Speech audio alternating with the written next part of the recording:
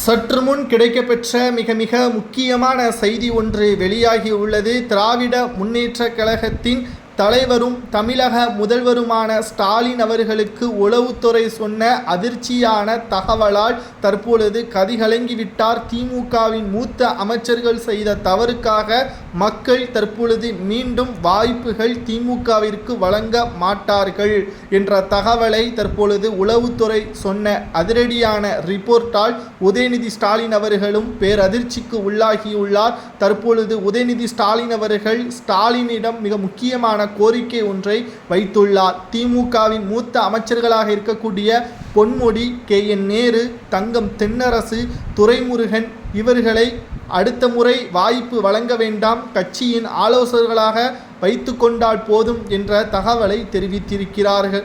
உதயநிதி ஸ்டாலின் அவர்களிடம் தெரிவித்தது சரிதான் என்றும் இளைஞர் பட்டாளங்களும் தற்பொழுது திமுகவிற்கு உதயநிதி ஸ்டாலின் பின்னால் நிற்பதால் ஸ்டாலின் அவர்கள் உடனடியாக இவர்களுக்கு வாய்ப்புகள் வழங்க முடியாது என்று கூற முடியாது.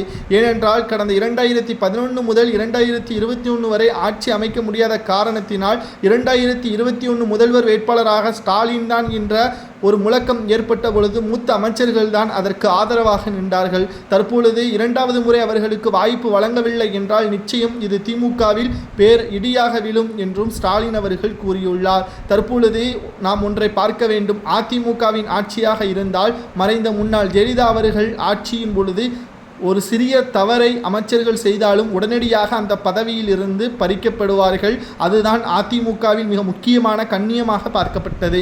ஆனால் திமுகவை பொறுத்தளவிற்கு அமைச்சர் பொன்முடி அவர்கள் பல்வேறு குற்ற செயல்களிலும் பல்வேறு அவதூறு வழக்குகளிலும் தொடர்ச்சியாக பெண்களை கொச்சைப்படுத்தும் விதமாகவும் பேசி வருகிறார். ஆனால் துணை பொதுச் செயலாளர் பதவியை மட்டும்தான் ஸ்டாலின் அவர்களால் பறிக்க முடிந்ததை தவிர அவரது அமைச்சர் பதவியை பறிக்க முடியவில்லை ஏன் என்ற கேள்வியை தான் தற்பொழுது அதிமுகவினர்கள் கேள்விகள் மட்டுமல்ல, வருகின்ற 16ஆம் தேதி தமிழகம் முழுவதும் பொன்முடி அவர்களுக்கு எதிராக போராட்டங்களையும் நடத்த திட்டமிட்டிருக்கிறார்கள்.